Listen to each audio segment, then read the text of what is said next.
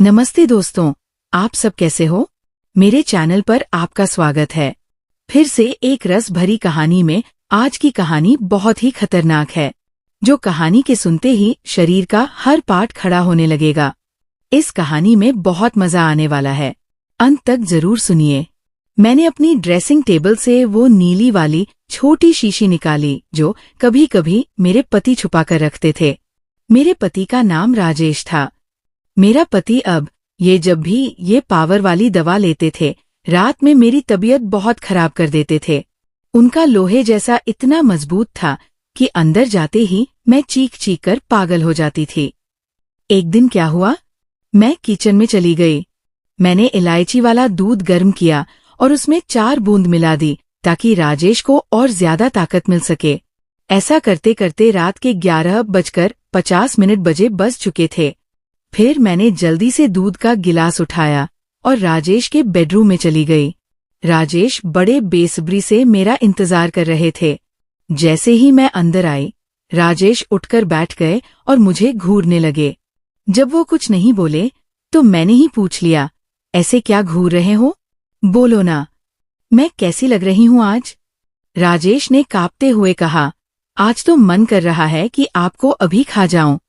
मैंने हंसते हुए उसे दूध का गिलास थमा दिया और कहा, मुझे खाने की जरूरत नहीं है, बस तुम यह पी लो। राजेश ने झट से गिलास लिया और एक ही सांस में दूध खत्म कर दिया। दूध पीते ही कुछ ही पल बाद उसने मेरी कमर पकड़ ली और अपनी तरफ जोर से खींच लिया। उसके बाद अपना वह शस्त्र मेरे होठों पर रख दिया। बाप रे, क्या क्या बताए दोस्तों। राजेश ने कैसे कैसे मेरी सारी बॉडी को हिलाया डुलाया। अगर आपको भी पूरी डिटेल जाननी है तो पहले कहानी को लाइक करें। प्लीज लाइक कर दो ना, प्लीज सब्सक्राइब भी। तो चलिए आपको जल्दी से शुरू से कहानी सुनाती हूँ। मेरा नाम प्रिया है। मेरी उम्र 28 साल है, लेकिन मैं अभी भी बिल्कुल जवानी की तरह लगती हूँ। किसी भी लड़के को एक नजर में अपनी ओर खींच लूं, दिल तो हमेशा 18 का ही रहता है। जब मैं साड़ी पहनती हूँ तो जैसे सब कुछ साफ साफ दिखता है। मेरी गोरी चमकती त्वचा पर जब लाइट पड़ती है तो लगता है मानो मैं कोई परी हूँ। अब बात करते हैं मेरे 25 साल के देवर की, जो अब मेरा हो चुका है। उसकी मासूमियत और जोश ने मेरे अंदर आग लगा दी है। जब वह मेरी तरफ देखता है तो उसकी आंखों में वो भूख साफ दिखती है, जैसे वह किसी गर्म सपने को जी रहा हो। तभी वह मुझसे कहता है, भाभी आज आप तो जलाने वाली लग रही हो। इसीलिए मेरे पति कभी कभी ऑफिस से जल्दी आकर मुझे चुपके से पकड़ लेते हैं। हम शहर में रहते हैं क्योंकि मेरे पति प्राइवेट जॉब करते हैं। मेरी 5 साल की एक बेटी भी है, इसलिए मेरी छातियां भी अब और भारी हो गई हैं। पति को अपना फर्ज समझकर रोज उनकी मालिश करती थी। भले ही हमारी शादी को 7 साल हो चुके थे, लेकिन मेरे पति अभी तक मुझे बहुत जोश से प्यार करते थे। अच्छे से मेरा मतलब है, सब कुछ चूस चूस कर पी जाते थे। वैसे आमतौर पर उनका स्टाइल ही ऐसा था, लेकिन मैं हमेशा साफ सफाई रखती थी और कभी कभार काजल भी लगा लिया करती थी। दोस्तों, अगर आपको मेरे से बात करना है तो इस वीडियो को लाइक करो और चैनल को सब्सक्राइब करो। और हाँ दोस्तों, जो सब्सक्राइब करेगा उसे मैं अपना नंबर भेज दूंगा, तो जल्दी से सब्सक्राइब कर लो। पिछले महीने कुछ ऐसा हुआ जिसका हमें कभी शक भी नहीं था। शाम को मेरे पति राजेश घर लौट रहे थे। उनके ऑफिस के किसी दोस्त की मीटिंग थी, इसलिए सब ने उन्हें बहुत थकाया था और वो बाइक से घर आ रहे थे। आते वक्त उनका गिरने का हादसा हो गया। इस हादसे में उनकी कमर में चोट लग गई और डॉक्टर ने कहा कि ठीक होने में कम से कम 7 से 10 महीने लगेंगे। ये सुनकर मेरा दिल बैठ गया। राजेश का दर्द भले ही शारीरिक था, लेकिन मेरे मन में एक गहरी बेचैनी भर आई। जब मैंने उन्हें अस्पताल में देखा, उनकी आंखों में तकलीफ साफ छलक रही थी। मैंने तुरंत उनके पास जाकर उनका हाथ पकड़ लिया। इसी वजह से मेरी ननद और मेरा देवर उन्हें देखभाल के लिए आए थे। मेरे ससुर जी और सास तो वापस चले गए, लेकिन राजेश ने देवर जी को यहाँ रुकने को कहा क्योंकि वह ठीक से चल भी नहीं पा रहे थे। मुझे ही दुकान से सामान लाना और बाहर के काम करने पड़ते थे। मैं मान गई और बहुत खुश हो गई। देवर जी मेरे कान तक ही आते थे। बॉडी भी मजबूत थी और रंग भी साफ था। वो ज्यादा शरारती किस्म का लड़का नहीं लग रहा था और मैं भी खुश थी कि कोई तो आया जो मेरी मदद कर सके। आज वह मुझसे थोड़ा थोड़ा झिझक रहा था क्योंकि वो शादी के बाद पहली बार मेरे साथ करीब था। रात को जब मैं राजेश को दवा दे रही थी तब मेरा देवर भी हमारे पास बैठा था और फिर अपने कमरे में जाकर समय पर सो गया था। राजेश के चेहरे पर थोड़ी राहत की लकीर थी, लेकिन वो पीली हुई अभी भी दर्द में था। तभी मेरी सारी भावनाएं बाहर निकल आई। मैंने राजेश के पास बैठकर कहा, वो भी क्या दिन थे जब आप रोज मुझे मसाज देते और अपना सामान अंदर डालते थे। राजेश ये सुनकर हल्के से हंसने लगे। क्या हो गया मेरी जान, आज तो पूरी मस्त लग रही हो। मैंने कहा, नहीं जी, आपको तो मजाक सूझ रहा है और इधर मेरी हालत खराब है। सच बताओ तो इसने मेरा बुरा हाल कर रखा है। मेरे पति बोले, मैं तुम्हारा दर्द समझता हूँ प्रिया, मेरा भी बहुत मन करता है, लेकिन क्या करूं? मैं तो ठीक से हिल भी नहीं सकता। बस थोड़े दिन और सब्र कर लो, फिर देखना मैं इस तुम्हारे फूल का क्या हाल करता हूँ। तभी मैंने कहा, थोड़े दिन नहीं, पूरे 10 महीने बाकी है ठीक होने में, और मेरा तो 1 महीने में ही ये हाल हो गया। पता नहीं आगे के दिन कैसे बीतेंगे। मेरे पतिपति मेरी उम्मीद मिटाने के लिए बोले, चलो वो नहीं तो कम से कम जूस ही पिला दो, डॉक्टर ने भी कहा है। तभी मैंने हंसते हुए कहा, आपके नसीब में तो वो भी नहीं है क्योंकि आपकी बिटिया ने पी लिया है। हम दोनों जोर जोर से हंसने लगे। मेरे पति मुझे खुश रखने की पूरी कोशिश करते थे, लेकिन मैं क्या करूं? सब बेकार था। थोड़ी देर बाद राजेश सो गया क्योंकि उनक दवाइयों में नींद की गोलियां भी थी, लेकिन मुझे नींद कहाँ आ रही थी। इसीलिए मैं खड़ी होकर देवर जी को देखने चली गई कि वह सोया है या नहीं, लेकिन वो अब तक जाग रहा था और मोबाइल देख रहा था। मैंने उसके कमरे में जाकर कहा, क्या हुआ रोहन, 12:50 बजे बज चुके हैं और तुम अभी तक नहीं सोए। लगता है तुम्हारे मन नहीं लग रहा है। वो उठकर बैठ गया और बोला, नहीं भाभी, ऐसी बात नहीं है, बस यूं ही फोन देखते देर हो गई। फिर उसने पूछा, भाभी आप भी तो नहीं सोई? मैंने कहा, मुझे तो आजकल नींद ही नहीं आती। रोहन ने पूछा, क्यों, क्या बात हो गई? मैंने हंसते हुए कहा, नहीं, वह मैं तुम्हें नहीं बता सकती। जब तुम्हारी शादी होगी तो तुम्हें खुद ही पता चल जाएगा।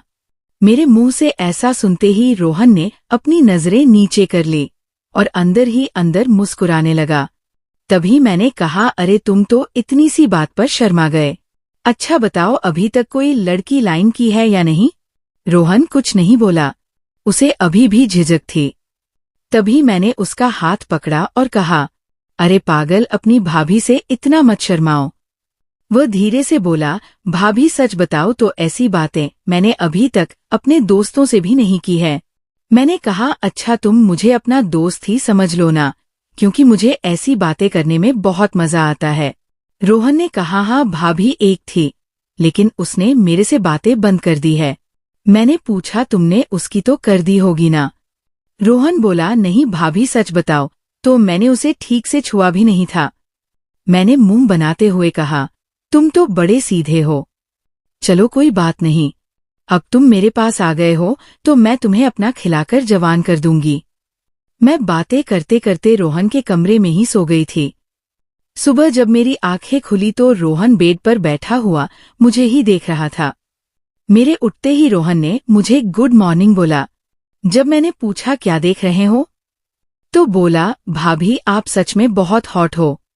वह मुस्कुराते हुए बोला, अच्छा तब तुम सुबह सुबह हॉटनेस का मजा ले रहे हो, और रात को तो बड़े शर्मा रहे थे। वो मुस्कुरा के पूछने लगा, भाभी आप बुरा ना मानो तो एक बात पूछ सकता हूँ? मैंने कहा, अरे पागल, मैं क्यों बुरा मानूंगी, पूछो क्या पूछना है। उसने मुझसे कहने लगा, भाभी सच सच बताना, आप जो 3 से 3 किलो की ये फलियां लिए घूमती हो, आपको भारी नहीं लगता क्या? उसकी अब बात सुनकर मेरी हंसी छूट गई। इसके बाद रोहन मुझसे काफी खुल गया था और अब वह मुझसे ज्यादा शर्म नहीं करता था।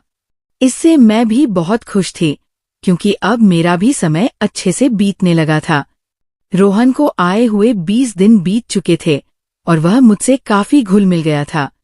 वो बाहर के सारे काम कर देता, बाजार से सामान ले आता और अपने चाचा को भी सहारा देता। मेरी तो बहुत सेवा करने लगा था। शाम को मेरा सर भी दबा देता और कभी कभी मेरे शरीर को भी सुकून देता। लेकिन मेरी चाहत दिनोंदिन बढ़ रही थी और मैं मेरे पति की हालत अब भी वैसी ही थी।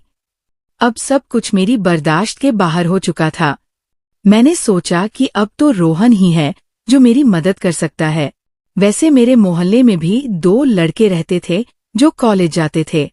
वे भी मुझे देखते थे। जब भी मैं छत पर कपड़े सुखाने जाती तो वे मुझे ही निहारते और पहले तो मैंने सोचा कि उनमें से एक को यूज कर लूं ताकि कुछ दिन काम चल जाए। लेकिन फिर मैंने सोचा कि मैं इस घर की इज्जत हूं और कल को पता नहीं है मुझे या मेरे पति को बदनाम कर दें। इसीलिए मैंने उन्हें इग्नोर किया। लेकिन रोहन तो घर का ही है, इसीलिए मैंने तय कर लिया कि वही मेरी मदद करेगा। आज मैंने पक्का इरादा कर लिया कि आज रोहन से काम ले ही लूंगी और अपने सूखे हुए बगीचे को रोहन से ही सींचवा लूंगी। उसके बाद मैं किचन में खाना बनाने चली गई। जैसे ही रोहन नहाकर ताजा होकर किचन में आया, मैंने रस निकालने का बहाना बना दिया। मैं किचन में ही ब्लाउज नीचे करके रस निकाल रही थी। मेरी बेटी अभी नानी के घर गई हुई थी, क्योंकि घर में उसे देखने वाला कोई नहीं था। इसीलिए अब बाकी का रस निकालना पड़ता था और घर में मेरे पति और रोहन के अलावा कोई नहीं था, तो मुझे डर भी नहीं था। जैसे ही रोहन अंदर आया, वह मुझे देखकर एकदम हक्का बक्का हो गया और कहने लगा, सॉरी भाभी, मुझे माफ कर दो, मैंने देखा नहीं, और बाहर जाने लगा। तभी मैंने उसे रोक लिया। अरे रोहन, क्या हुआ? कोई बात नहीं, अंदर आ जाओ। रोहन बोला, भाभी ऐसे मैं अंदर कैसे आऊं? मैंने कहा, ऐसे वैसे मत करो और जल्दी से आकर मेरी मदद करो। रोहन का मन भी कर रहा था, लेकिन मैं उसकी भाभी थी, इसीलिए वो थोड़ा हिचक रहा था। फिर मैंने उसे कहा, अरे इतना क्या शर्मा रहे हो? अब जल्दी से आओ और मेरी मदद करो। धीरे धीरे रोहन किचन में आ गया और पास आकर खड़ा हो गया। वह मुझे देखता ही रह गया। तभी मैंने कहा, ऐसे क्या घूर रहे हो? क्या तुमने आज तक नहीं देखा? वो बोला, माँ कसम भाभी, मैं आपको बता नहीं सकता कि मुझे कैसा लग रहा है। बहुत ही कमाल है भाभी। मैंने कहा, तारीफें करना छोड़ो और यहाँ मेरी मदद करो। तभी रोहन बोला, भाभी मुझे नहीं पता कैसे करना है। तो मैंने कहा, अरे बेवकूफ, इसमें कुछ नहीं करना, ये लो पकड़ो और बस धीरे धीरे दबाओ। थोड़ी देर बाद जब रोहन के हाथ तेज होने लगे तो मैंने सोचा कि अब मेरा आगे झुककर सही से काम करने का समय है। मैं आगे की झुकी और रोहन ने पीछे से मेरी देखभाल करने लगा। लेकिन कुछ देर में ही रोहन का सामान से पानी निकल गया, तो देखा कि रोहन का काम तो पहले ही खत्म है। उसे देखकर अब मेरा मन बहुत उदास हुआ, लेकिन फिर भी मेरी हंसी निकल ही पड़ी। मैंने नाराजगी से रोहन को थप्पड़ मारते हुए कहा, ये क्या किया बेवकूफ, तुमने तो शुरू होने से पहले ही फिनिश कर दिया।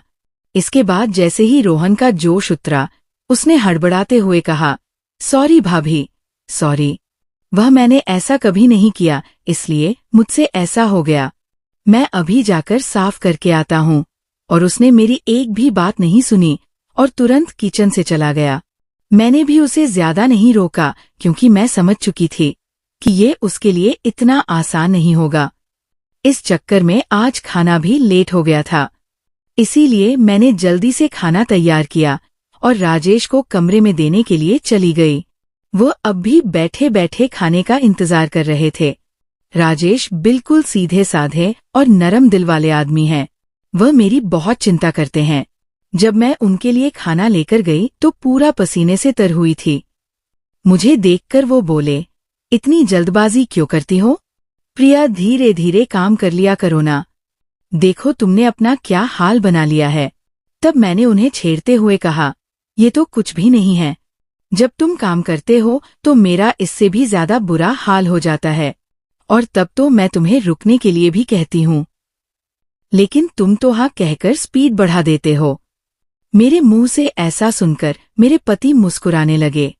तुम भी ना प्रिया, कहाँ की बात कहाँ ले जाती हो। इसके बाद राजेश ने खाना खा लिया और मैंने उन्हें दवाई भी दे दी। दवाई लेने के बाद उन्हें नींद आ गई और वो आराम करने लगे। मैं भी काफी थक चुकी थी, इसलिए मैं नहा धोकर ताजा हो गई। इसके बाद मैं रोहन के कमरे में उसे देखने के लिए गई तो वह भी सो चुका था। फिर मैं भी आकर आराम करने लगी। शाम को जब मैं रोहन को चाय देने गई तो वो बैठा फोन चला रहा था। मुझे देखकर उसके चेहरे पर मुस्कान आ गई। मैं भी उसे देखकर हंसने लगी और मैंने उससे पूछ लिया, क्या बात है रोहन, आज तो तुम काफी रिलैक्स लग रहे हो। तो वो बोला, भाभी वो मैंने पहली बार ऐसा एक्सपीरियंस लिया था। प्लीज आप बुरा मत मानना, मैं सच बता रहा हूं। बिल्कुल मेरे से काम नहीं बन पाया। तभी मैंने उसे रोकते हुए कहा, अरे बेवकूफ, मैं कब बुरा मानने लगी। वैसे सच बताओ तो मुझे भी अच्छा लगा था। इसके बाद मैं रोहन को चाय पकड़ा दी और उसके साथ बैठकर पीने लगी। हम दोनों बातें करने लगे। आज रोहन के मुंह से मेरे लिए तो फूल ही बरस रहे थे। वह बस मेरी तारीफें ही करता जा रहा था। भाभी आप बहुत स्पेशल हो। मैं तो सोच रहा हूं कि जिंदगी भर आपके साथ ही रहूं। इन 20 दिनों में मुझे जन्नत जैसा लग रहा है और ऊपर से आपकी खूबसूरती। मैंने मुस्कुराते हुए कहा, आज तो तुम्हारे मुंह से सिर्फ तारीफें ही निकल रही हैं। लगता है। रोहन मेरा हाथ पकड़कर बोला, आप सही कह रही हैं भाभी। अब आपको भी मेरे काम में मेरी मदद करनी होगी। अब तो आपको मेरी बात माननी ही होगी। प्लीज भाभी मना मत करना। बस एक बार के लिए मेरी गर्लफ्रेंड बन जाओ। इसके बाद आप जो भी कहेंगी मैं करूंगा। जब रोहन सब कह रहा था तो उसका चेहरा लाल हो गया था और मेरी हंसी फूट पड़ी थी। मैंने उसके सर पर हाथ फेरते हुए कहा, अरे पगले, इतना सीरियस क्यों हो रहे हो। बताओ, मैंने तुम्हें कभी किसी चीज के लिए मना किया है। वैसे भी अब तुम्हारे चाचा तो वैसा भी मेरे काम में मेरी मदद नहीं कर पाते हैं। और तुम इतना शर्माओ मत। अगर इतना शर्माओगे तो कैसे चलेगा। इतना कहने के बाद मैं बोली, आगे से अब तुम्हारे साथ ही सोऊंगी। बस तुम मेरा सर्विस अच्छे से करना। दोस्तों, कैसी लगी आपको रस भरी कहानी। अगर अच्छी लगी हो तो कमेंट में जरूर बताएं और साथ ही साथ इस चैनल को भी सब्सक्राइब कर दें ताकि मैं इससे भी और जबरदस्त कहानियां आपके साथ शेयर कर सकूं। और प्लीज लाइक करना नहीं भूलना। आप सब जानो। धन्यवाद। वेट करें इसके आगे वाले पार्ट।